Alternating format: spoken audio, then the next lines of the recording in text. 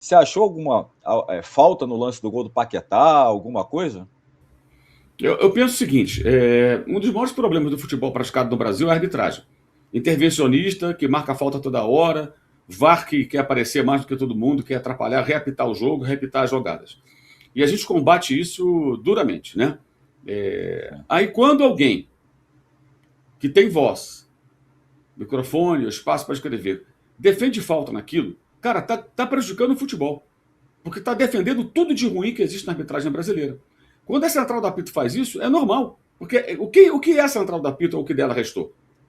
Ex-árbitros, agora é só um, que apitavam dessa maneira, porque são árbitros ou ex-árbitros brasileiros. E vem falta em tudo, vem pênalti em tudo. Acham que o árbitro tem que controlar o jogo. Não tem que controlar nada. Ele tem que apitar o jogo, mediar o jogo. Controlar o jogo, para ele, significa ter o controle no sentido de marcar as faltas o tempo todo, o jogo não pode correr. Por isso, o futebol praticado no Brasil, invariavelmente, fica devendo em relação àquilo que poderia ser.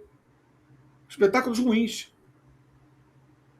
O Peralta, lá no Twitter, o Zé Peralta, ele tem feito um levantamento que mostra que alguns jogos os árbitros apitam tantas faltas, truncam tantos jogos, demora a reiniciar, que você tem no final alguns jogos desse brasileiro com o tempo de bola rolando de 45 minutos e alguns segundos. Gente, 45 minutos e alguns significa que você viu meio jogo.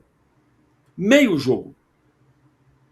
Isso é gravíssimo e passa por essa vocação dos árbitros aqui do Brasil de marcar falta toda hora. Podemos lembrar que no passado já surgiram alguns árbitros diferentes e que rapidamente são engolidos pelo sistema.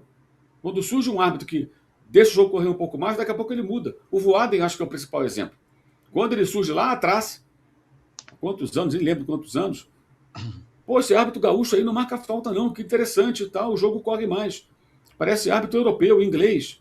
De repente, alemão, né, francês, começou a marcar falta também. Porque a central da apito afeta também. Quando o comentarista de arbitragem fala numa transmissão em 3 canais, uma TV aberta, uma TV fechada e um canal no YouTube, e a voz dele entra em todos, não a voz diretamente, mas o que ele pensa, que aquilo foi falta, várias pessoas vão repetir que foi falta, especialmente quem não gosta do time que fez o gol. E hoje, mais do que nunca, o Flamengo é o time a ser batido. Então, é o time que cada vez mais vai gerar reação de que não é Flamengo. E aí você tem também quem quer engajar. Quem não entende nada de futebol, quem quer ver falta em tudo, como esses árbitros não entendem de futebol. Eles não sabem o que é o jogo de futebol. Eles decoram a regra, mas não sabem executar porque desconhecem o jogo. Eles não gostam do jogo. Essa é a minha interpretação. Então, ali é o trabalho que eles escolheram e que deram para eles fazer.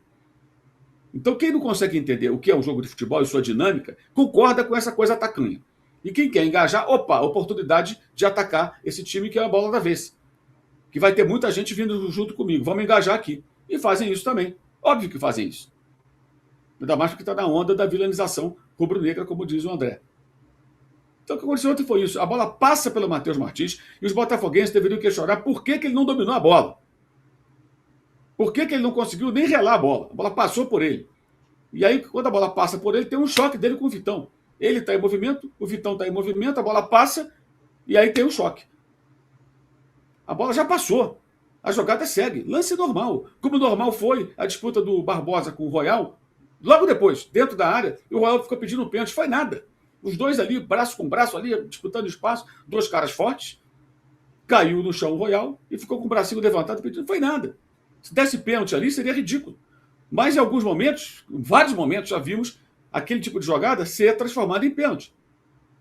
Agora, mais grave do que isso foi o braço na cara do Plata logo no começo, desferido pelo Bastos, que só deu o cartão amarelo. E há uma recomendação no Campeonato Carioca para que o VAR não fique entrando em ação a todo instante. Foi o que ele fez. Não interveio no lance do Bastos, não interveio no lance do gol, entendendo que é a decisão de campo que prevalece. Porque são interpretativas e ele só iria entrar em ação se fosse algo muito claro ou algo indiscutível, como uma falta fora da área, ou a bola da mão, algo assim que você vê. Não, isso foi muito claro, o árbitro não percebeu. O impedimento, né? Aí eles entram em ação. Deixou o jogo ser apitado. Então, reclamar disso é grave, porque cria uma falsa narrativa, estamos na era das falsas narrativas, que são fabricadas a todo instante, e alimenta essa coisa terrível que é o ex-árbitro de futebol, depois de tanto mal fazer ao jogo com uma maneira de apitar que amarra a partida, tem espaço para ficar falando esse tipo de coisa. E aí as pessoas repetem isso. Pode ser conveniente para elas, menos para o futebol. Gente, em lugar nenhum do mundo estaria se discutindo isso. Agora, a expulsão do Carrascal no jogo contra o Corinthians, a Supercopa, foi correta.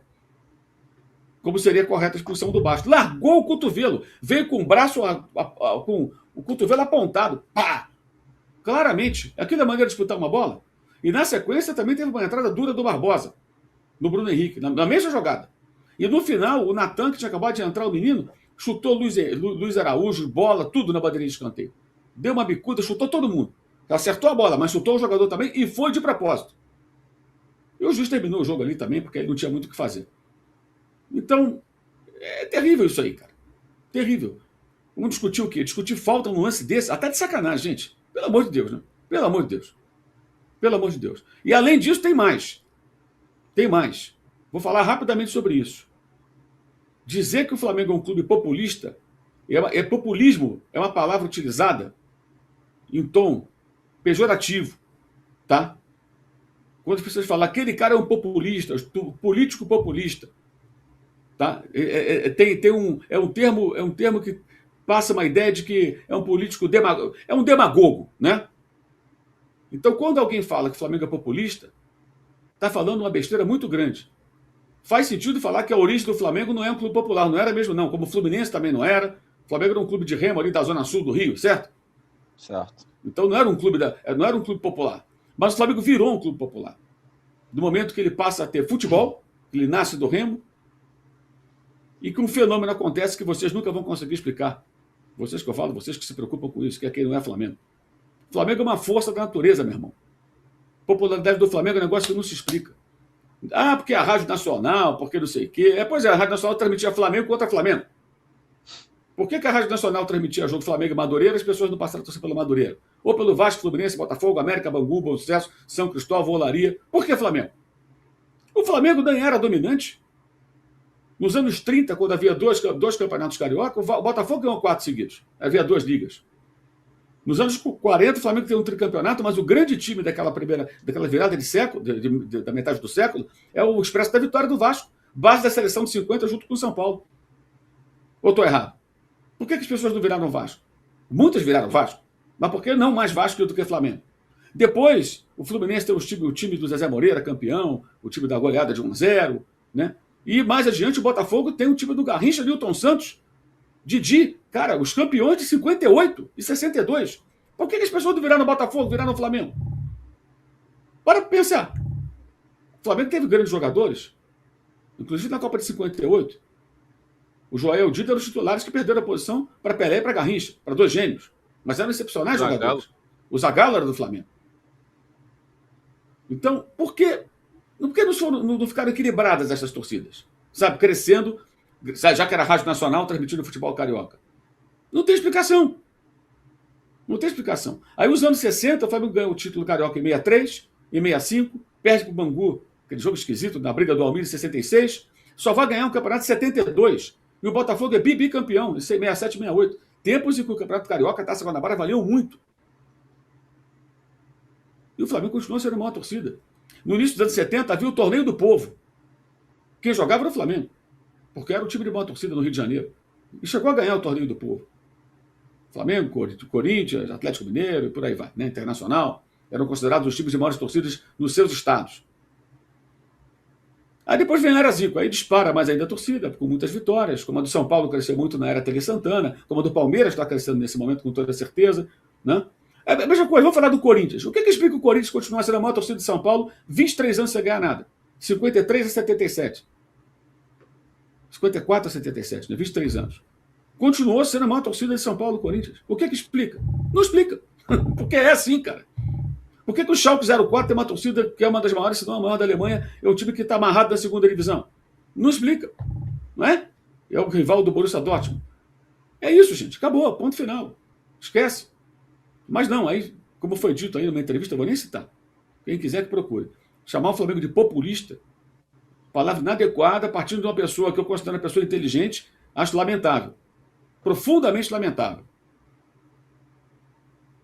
Enfim, Como eu falei, por que eu estou falando isso agora? Falar mal do Flamengo engaja. Criar narrativas de que o Flamengo é o vilão, é o malvadão de fato, e não apenas uma brincadeira dos torcedores, engaja. Inventar uma falta num gol do Flamengo, engaja. Então tem duas camadas aí. A camada dos que não conseguem entender o que é o jogo, não entendem o que é o jogo. Estou falando sério. Pessoas que vivem no futebol e não entendem a dinâmica de um jogo de futebol. Entendem que tudo é falta, tudo é pênalti, como esses árbitros. Esses ou não entendem ou fazem porque é conveniente. Você amarra o jogo, você controla o jogo. O jogo é meu. É o jogo pela ótica do árbitro, pela conveniência dele, não pela conveniência do espetáculo. Que é um jogo mais solto, que corre, que é disputado, que tem mais bola rolando, mais lances emocionantes, que a gente gosta de assistir. Né? Não, é a conveniência do árbitro. Vou controlar o jogo, vou amarrar esse negócio aqui para eu não perder o controle. Ah, mas eu picoto o jogo, paciência. Então tá bom, essas pessoas deveriam elogiar o Daronco, por exemplo. Ser fãs do Daronco. Não tem que ser fã do Memphis Depay ou do Yuri Alberto, tem que ser fã do Daronco. Certo? É isso. E uma coisa está amarrada na outra. Porque tem também a camada dos que, oportunidade, não vi o jogo, mas estão dizendo que o Flamengo foi beneficiado. Eu vou nessa. Eu não vi o jogo, hein? Mas vou dizer que o Flamengo foi beneficiado. Isso vai dar engajamento. Se eu sou alguém quase insignificante falando de futebol, porque ninguém leva a sério o que eu falo, porque as opiniões que eu tenho são muito ruins, muito rasas, não tem profundidade, são teses estapafúrdias que eu consigo bolar, né? Porque eu não sou bom falando de futebol, eu vou para o engajamento. Qual é o engajamento que eu vou? Eu vou nesse caminho. E é isso que está acontecendo. Essa é a minha opinião. Meu amigo, chega de perder dinheiro por aí. Aqui na S1 Live é a solução. Eu vou te dar a planta do Clube de Vantagens da S1 Live. São muitas vantagens para você que se associar hoje aqui conosco. Você vai participar de um super bolão, onde o vencedor ganha R$500 por semana. Você pode ganhar até R$2.000 por mês. Os 10 primeiros colocados no bolão são premiados. Você concorre semanalmente, todas as segundas-feiras no Na Área com Mauro César Pereira, a uma camisa oficial à sua escolha. É a oportunidade única de você adquirir seu manto sagrado oficial. Pagar superchat? Aqui no Clube de Vantagens, você envia superchat ao vivo durante todas as nossas lives, sem gastar um centavo. E você ainda tem um chat exclusivo somente para os associados. Como é que eu faço isso agora, Alan? Você pode ir lá agora no nosso site, s1live.com, ou até mesmo baixar o nosso app e se inscrever agora e já começar a desfrutar de todas as vantagens do maior clube de vantagens do YouTube. Um investimento de apenas R$9,90 por mês. Pode acreditar.